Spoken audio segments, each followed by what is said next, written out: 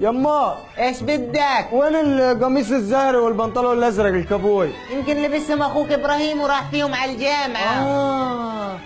خدهم على الجامعة هيك يعني عادي بكل بساطة. طيب يما أنا بدي فرج إبراهيم، أنا بدي فرج إبراهيم ياخذ أغراضي، كيف؟ كيف بدنا تاخذ معي عشان تتصرمح عند النسوان؟ يا كلب السكك هي.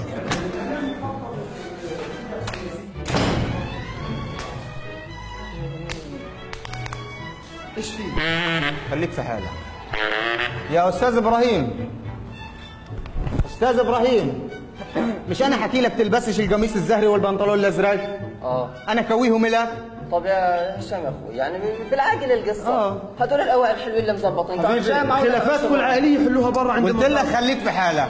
هدول اوائل شغل ولا جامعه معروفه اي جزاش اللي بدك اياه. انا اللي بدي اياه وين عندي هيجيك بدي اخذهم. ايش بتسوي يا هشام يا اخوي؟ اسرع يا زلمه. لا صرف العيله يعني مش كلامك يا اخوي. بس بزبط هيجيك بفرجيك بزبط ولا لا.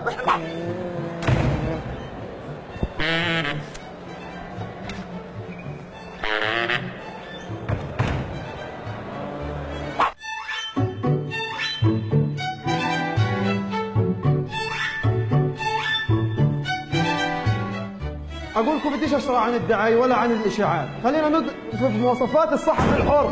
الصحفي شباب من الاخر متاخر، هذا اخو حد فيكم؟ حدا ماخذ لبسه؟